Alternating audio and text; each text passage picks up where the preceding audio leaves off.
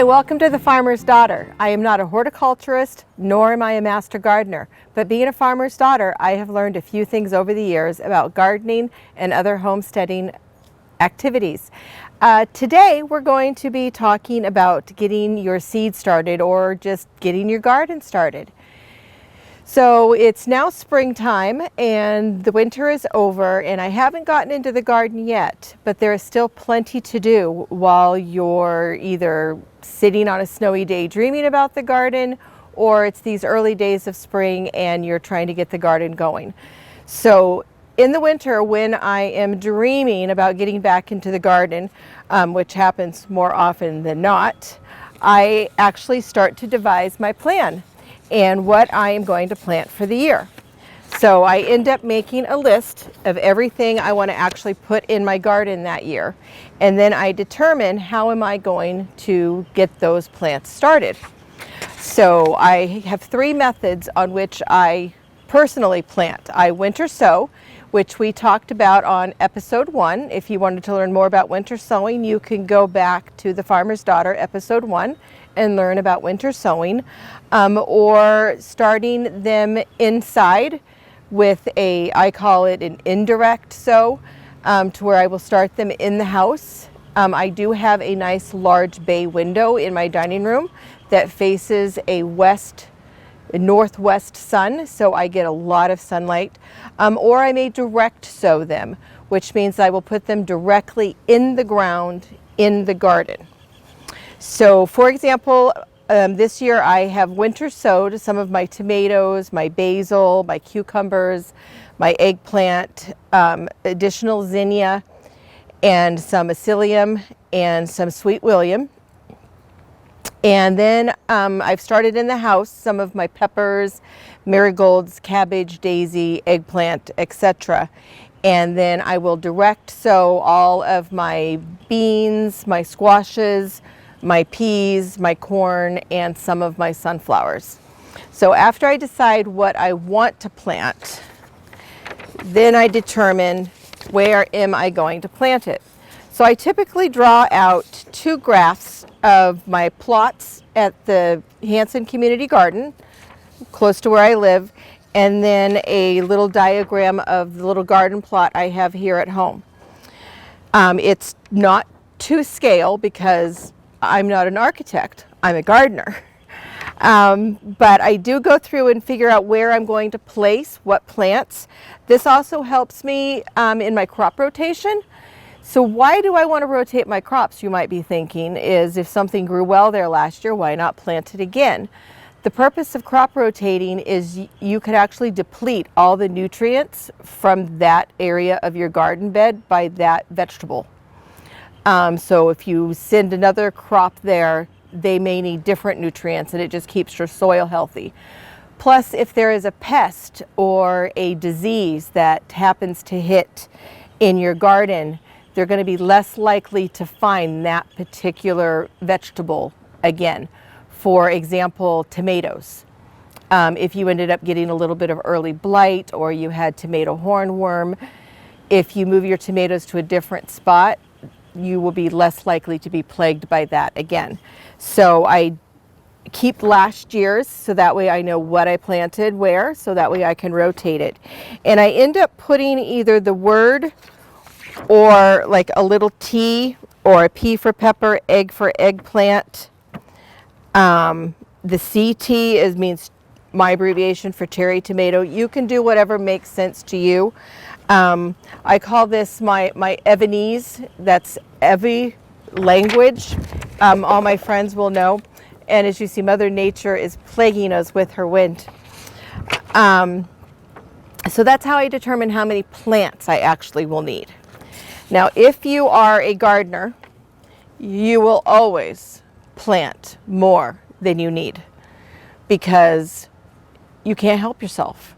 And if I even have little plants that I may not need, I either make the awful mistake of squeezing them in and making them too tight, or I just gift them to friends, or I donate them to the local food pantry so somebody else can grow their own food. So now that I've determined how I'm going to start my seeds and what seeds I'm going to start, I'm going to show you a few of my methods on what I do to start my seeds. You don't have to have a lot of money to get started on growing your seeds.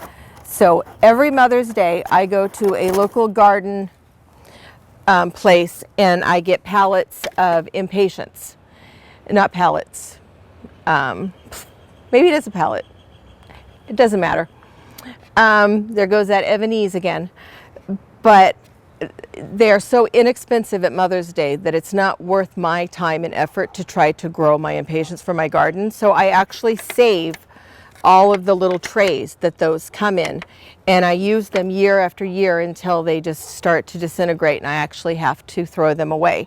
That actually saves me money, but it also saves these from going directly into my town landfill. So it's kind of a win-win situation. I also save other types of containers I may have used to start seeds in. And as you can see, this one is just a different type of shape. But you can also take just some of your recycling, whether it's your milk jugs or water jugs, or I happen to be a big fan of Dunkin', who in New England is not. But I love my iced green tea, so I will save some of my teacups and I will put little holes in the bottom of them. The easiest way to do that is with just a hot glue gun without the glue. You can just melt right through that and you don't accidentally stab yourself, because if you're ungraceful like me, you would end up stabbing yourself. And I am speaking from experience on that, folks. Trust me, it's not pretty. Use the glue gun. But when you put your soil in here, and I seem to have left the lid inside, but this itself will create a little miniature greenhouse for whatever you're wanting to plant.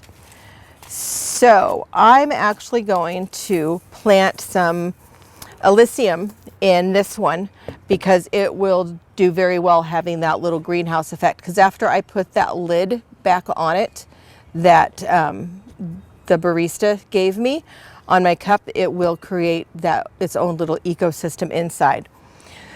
So if you're curious on how do you know when to start your seeds or how do you plant them, your seed packets will give you all that information that you need to know. Is on the front of your seed packet, it's going to tell you whether it's an annual, a perennial, or a biannual. An annual means that it needs to be planted every single year, that plant is only good for 1 year. Doesn't mean that it won't reseed itself and reproduce. That it does not make it a perennial. That just means that it's reseeding itself. These do well in full sun to part shade, and it also tells me that it blooms spring to frost. It tells me the height that they are and the width in which they grow. But then even on the back, it will show me a picture often of what the little seedling will look like. It will tell you what the seed depth needs to be. It'll give you a little information about the type of seed, but what's really important when you're seed starting is to know it'll tell you when to sow outside, that's if you're sowing direct, or when to start inside, which is if you're going to be starting them in the house in a sunny window. So this one says 4 to 6 weeks before your average last frost date. That's the soonest that you would want to plant this in the soil, is 4 to 6 weeks after the last frost. Now, I am in southern New England, and unfortunately in southern New England, actually southeastern Massachusetts, the absolute safe frost date for us is Memorial Day. A lot of people will jump the gun and plant sooner. There are certain things you can plant by early May, even late April, like your cold hardy things, like your spinach, some of your lettuces, maybe your peas and your corn, but that also depends upon soil temperature. If you had a frigid cold winter, your soil temperatures may not be at the temperature that they need to be on 1 year that they were another. So you really are going to have to monitor that. But this tells me 4 to 6 weeks before my average last frost date. So if I'm going off of Memorial Day, I would want to plant these around the second week of April, which I'm pretty close to that. And they're actually going to germinate faster in my little homemade mini greenhouse. Now, Alyssium seeds, it says to just sprinkle on the surface. Let's say a friend gave you some seeds from her garden or his garden, and you actually don't have a seed packet, and you don't know, well, how deep do I plant those? What should I do? An old farmer's tale, which I have always had success with, is to look at the size of your seed. Now, the Alyssium seeds are like almost the size of little tiny grains of sand. So in general rule of thumb, you want to plant your seed as deep as the seed is big. So for example, these little Alyssium, they just need to be along the surface. So I'm going to do my best to actually put them in different areas of this, and I don't even need to cover the soil.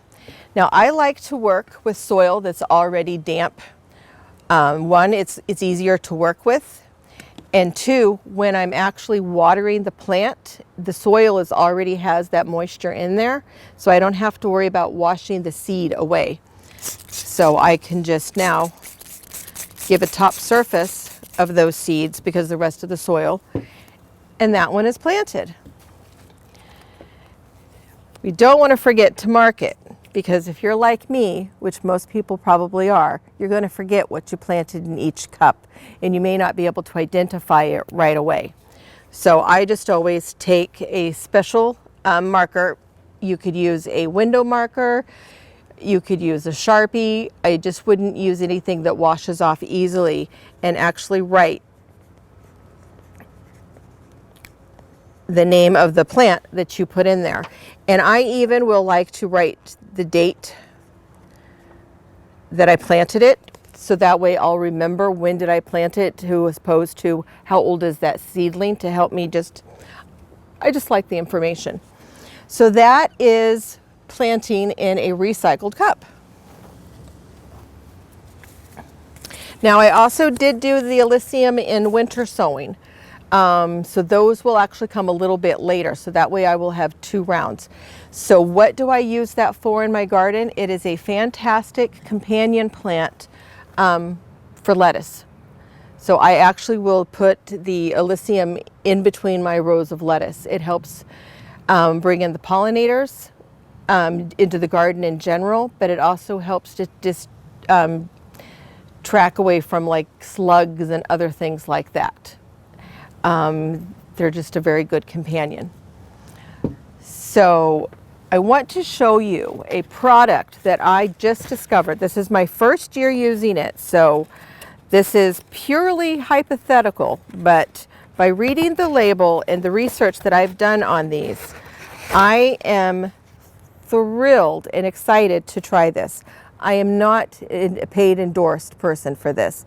I am telling you about this product just because I'm excited about it and I believe in it. But they're called cow pots. And it's exactly what you might think it is. They are little planter pots that are made from aged, dried cow manure. And they don't smell. It just smells like cardboard. So you don't have to worry about the fact that you're thinking like, ooh, I don't want to work with cow poo. You are, but you aren't. What makes these more exciting and wonderful than, say, your typical peat pots is a lot of people like to plant to use in the peat pots because they think that then they are going to disturb their roots less. I have not planted a peat pot yet that I don't have to rip the bottom off or tear it to allow those roots to grow and not get root bound. And at the end of the season, my peat pot still has not biodegraded in the soil. These easily biodegrade. I actually did put one just in a cup of water just to see over time how long would it take to actually dissolve, and it turned to like a little sludge in a matter of weeks. So that lets me know that in the garden season it is going to actually dissolve and feed my plants. So peat moss, people will say it's a renewable. It's not renewable. It takes 1,000+ years for peat to actually form and grow. And if we want to be political, the world's leading producer of peat happens to be Russia. That's all I'm going to say about that. Peat, the cow pots though, this particular company is made on a local dairy farm down in Connecticut by a family-run farm. So that's one reason why I love it, because I'm supporting a local farmer. But it's also made out of aged cow manure. What is more renewable than cow poo? There's a plethora of it. And this family, not only do they have their dairy farm, but now they're literally, pardon my language, they're selling their shit. So it just makes sense to me. It biodegrades, it's going to feed your plant while it biodegrades, and you're not going to have to rip it apart. So that's my whole spiel on why you should jump on the Farmer's Daughter bandwagon and look into cow pots. I'm particularly excited to try my sunflowers in them this year. Sunflowers are best planted in New England anywhere from May 15th to June 15th. I'm going to just make a big mess here just so you guys know. But that's one of the reasons why I like to garden, because I like to make messes. Almost forgot to put on my gloves. I put on the gloves because soil can contain things that you may not necessarily want to absorb into your skin. Plus it just dries out your skin. So I'm going to take these cow pots. So back to sunflowers. I love my sunflowers. It happens to be my favorite flower. That might be because sunflower is the Kansas state flower. Just so you guys know, there is no neat way to start your seeds. So you're going to get messy, but that's why we like to garden. Because digging in the dirt and getting messy in the soil is in fact part of the fun. So sunflowers do not like to have their roots disturbed when they're transplanted. I will always start them to get a little head start so I can get my blooms earlier in the year, because I do love them so much. But I do end up losing, you know, I wouldn't know what the percentage is, but I do end up losing some of my plants because they didn't survive after the transplant. So that's what I'm really excited about, trying the cow pots to do the sunflowers, because I don't have to disturb the roots at all. I literally will just dig a hole and put it in there and it will do its thing. Not to mention sunflowers are heavy nitrogen eaters while they are growing, and nothing's more plentiful in nitrogen than cow poo. So it's a win-win. So I'm not going to start all of my sunflowers. When I tell you I love sunflowers, these are all the sunflowers I'm going to plant this year. And actually, these aren't even all of them. These are just a few sampling. I didn't want to bog down my table with all of them.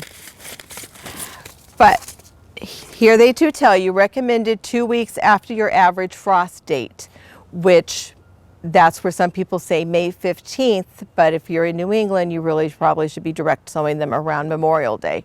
But by doing them now, they're going to be established by the time Memorial Day comes around, and I will have blooms by mid-July rather than middle August.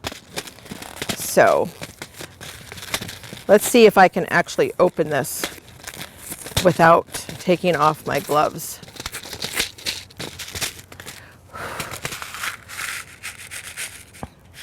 So I'm going to do just one sunflower seed. This might be hard to see because of my black gloves, but that way you can see these particular little sunflower seeds. So by going by the rule of thumb of planting my seed, the depth of the seed, I'm going to put just a small indentation in each pot.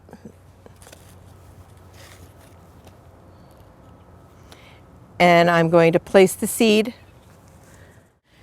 inside, and then I'm going to gently cover the seed. Now you don't need to, you can gently press down the soil, but I would not press down that soil hard, because when that seed sprouts, you want to actually you don't want that soil to be compacted. Compacted soil is so bad for a young seedling or a sprouting seed. So now I'm just going to gently water those. And I'm not going to mark these right now because I know that in my tiny cow pots are going to be all of my sunflower seeds. And it doesn't matter to me which one I'm going to do because I like to mix them all up, because if they're interchangeable and different heights and different colors and different bloom heads, to me that is what makes my sunflower patch attractive. Now I got the larger cow pots. Let me see if I can reach those, because I had a plan for those. Let me see if I can even open this.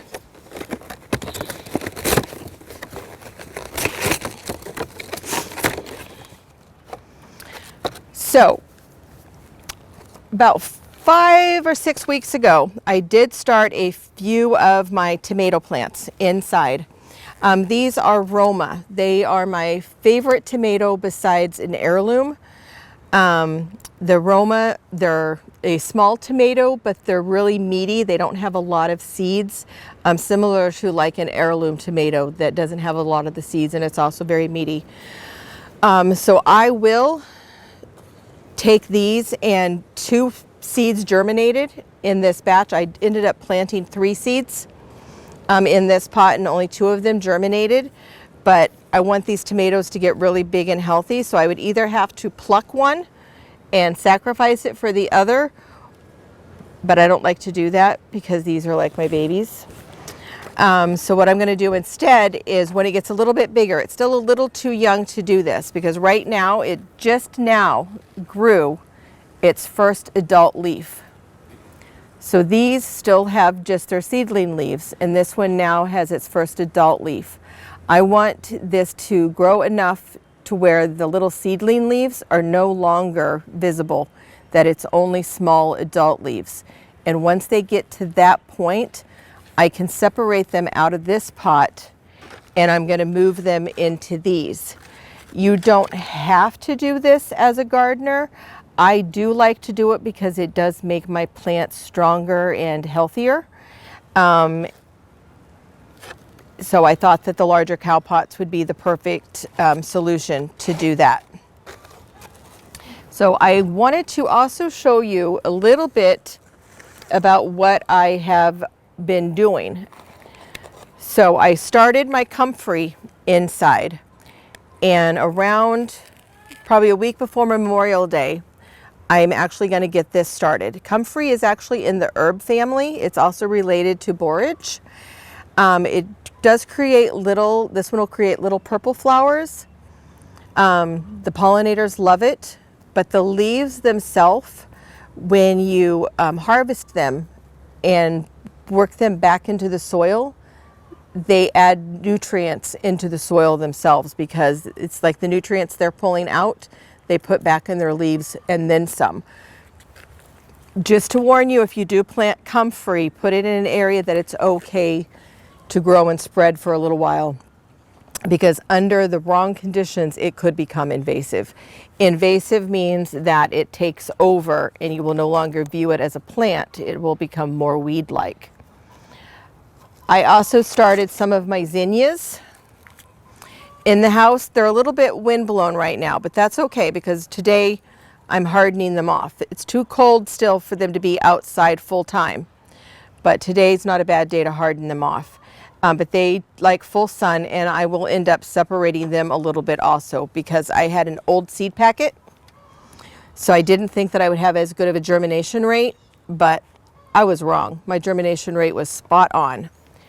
So that brings me to a question that a lot of people ask me: how long are my seeds good? Like, do I need to buy seeds every year? So I'm going to tell you a little secret. Shh, don't tell the seed companies that I told you this, but seeds really don't expire the way that the package says. Every single one of these seeds, this one says expiration date 2019. These will still germinate and grow for me, even though it's 2022, because I have kept them in a room temperature, out of the sun, dry area. So the United States USDA has a seed bank that has a seed for every plant that is native to the United States, and they are good for 100 years plus because they keep them at a steady 65 to 70 degrees, no humidity, dry. So this comfrey and these zinnias and this tomato plant, this was I planted 3 seeds and I got 2 plants out of seed packets that were from 2015 to 2019 years old. So if you get a seed packet and you don't use them all, don't discard those seeds. You can still use them year after year. The last thing I want to show you is another one of my ideas and my creations, is how I will create another large-scale indoor greenhouse. This isn't pretty. I'm aware of the fact that it's not pretty, but it is certainly useful. And I have a very patient husband, and he decorates our family room every Halloween. So my payoff is in the spring, I get to clutter up the dining room with plant stuff. So this is one of my rewards that I get for tolerating Michael Myers sitting in my rocking chair for the entire month of October. So what I've done is I took an old aluminum pan from like a party. I never buy them. I either get them from a party I go to, or if it's a party that I threw. And I put all of my trays from previous gardens, and I plant the seeds, and then I water them. And I went ahead and I have them marked. So here I'm starting my coleus. Here's a little bit of Sweet William. These are ice daisies. And I'm assuming that's also an ice daisy since I have it in that row. So I've watered it, and then I've put a barbecue skewer in the middle, and I take a clear trash bag, and I've even reused these trash bags year after year until they start to just disintegrate. And I bunch it up to where I've actually trapped the air inside of the bag. And a rubber band you can wrap around the top, but I usually just tie the bag off.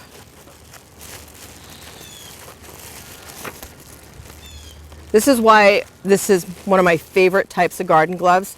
It really clings to your hands, so you don't have a lot of excess. So you can actually do things like tie plastic bags while wearing the gloves.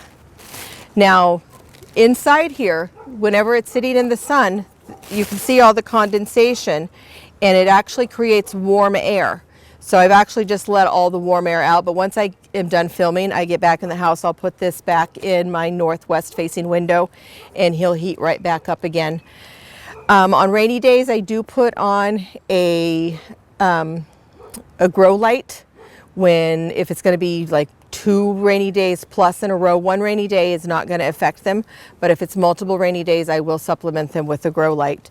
But as soon as they get about 2 or 3 inches tall, I will actually take them out of the bag and just keep them in the regular grow area. So that pretty much is the basics of how I start seeds and get my garden ready on a budget to boot. This year, I pretty much bought my soil and my cow pots, which actually are very affordable, I might add. And the rest of it are seeds I've had from prior years or recycled material. I think this year I'm buying sugar snap peas and corn for seeds because those are the ones that I'm out of. So, any other questions? Feel free to follow me on Instagram at The Farmer's Daughter Show, or you can also follow me on Facebook and we can chat garden. Thanks so much.